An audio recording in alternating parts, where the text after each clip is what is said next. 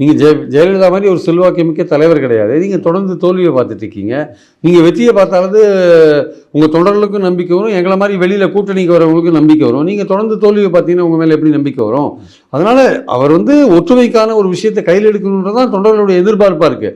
ஆனால் அவர் தொடர்ந்து தொண்டர்களை ஏமாற்றிட்டு இருக்காரு. ஆனால் தொண்டர்களுக்கு வேறு வழி இல்லை, இவர்கிட்ட ரெட்டையில் இருக்குது, இவர் பின்னாடி நம்ம அசம்பிள் ஆகிறோம், தற்காலிகமாக அசம்பிள் ஆகலாம், 26 எலெக்ஷன் வரையும் இவர் கூட நம்ம பயணம் பண்ணலாம் அப்படின்னு தான் எல்லாருமே வெயிட் பண்ணுறாங்க ஆக்சுவலாக.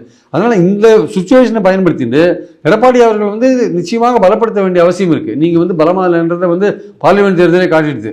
ராமநாதபுரத்தில் நீங்கள் ஓபிஎஸ் கீழே தான் ஓட்டு வாங்கினீங்க, தேனியில் தினன்னு கீழே தான் ஓட்டு வாங்கினீங்க, கோயம்புத்தூரில் நீங்கள் அண்ணாமலை கீழே தான் ஓட்டு வாங்கினீங்க. அப்படிலாம் இருக்கும்போது ரெட்டையிலோட வேல்யூ இல்லை ஆக்சுவலாக. ஸோ அதனால் ரெட்டையிலைக்கு வேல்யூ இருக்குன்னா அந்த அந்த எந்த தலைமை இருக்கோ அந்த தலைமைக்கு இருக்கிற செல்வாக்கு ரெட்டையிலை சேரும்போது கூடுதல் அட்வான்டேஜ். ஆனால் இங்கே தலைமை பலவீனமாக இருக்கும்போது ரெட்டையிலை இன்னும் பிரயோஜனம் இல்லைன்ற ஒரு நிலைமை இருக்குல்ல, அது தெரிஞ்சிருக்கு, எல்லாருக்குமே தெரிஞ்சிருக்கு. அப்போது நீங்கள் எல்லோரையும் சேர்த்து பலப்படுத்த வேண்டிய அவசியம் இருக்குல்ல. அண்ணாநப்பட்ட எம்ஜிஆரும் ஜெயலலிதாவுமே கூட அவ்வளோ பெரிய தலைவர்களாக இருந்து கூட பல தோல்விகளுக்கு அப்புறம் வெற்றிகளை ஏன் பார்த்தாங்கன்னா, தங்களுக்கு பிடிக்காதவர்கள் தங்களை முறைத்து கொண்டு போனவர்களெல்லாம் அரவணைத்து கொண்டு போன ஒரு தொண்டனை கூட இழக்க விரும்பல. ஆனால் எடப்பாடியோட பார்வை அப்படி இல்லையா? உண்மையிலேயே நீங்கள் எம்ஜிஆர் ஜெயலலிதா வழியில் வந்த ஆள் தானே எடப்பாடி. அப்போ ஒரு தொண்டனை கூட இழக்கக்கூடாது.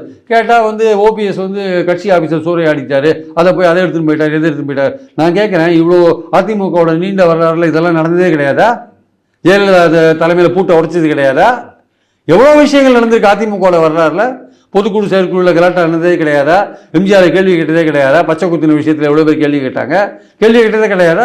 அதெல்லாம் தாண்டி தானே எல்லாரையும் அரவணைச்சு கொண்டு போகிறாரு. எம்ஜிஆரும் ஜெயலலிதாவோ போகிறாங்க.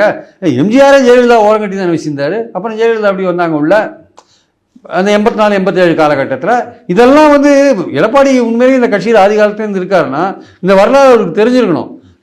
நம்மளை வழிகாட்டின தலைவர்கள் அவங்க எவ்வளோ பலமாக இருந்தால் கூட அவங்க ஒரு தொண்டரையும் விடக்கூடாது, ஒரு பிரமுகரையும் விடக்கூடாது, எல்லாரும் சேர்த்துட்டாங்களே, நம்ம ஏன் இப்படி பிடிவாதமாக இருக்கணும், நம்ம எல்லாரும் சேர்த்துக்கலாம், எல்லாரும் வந்தால் கட்சிக்கு நல்லது தானேன்னு அந்த எண்ணம் அவருக்கு இருக்கணும்.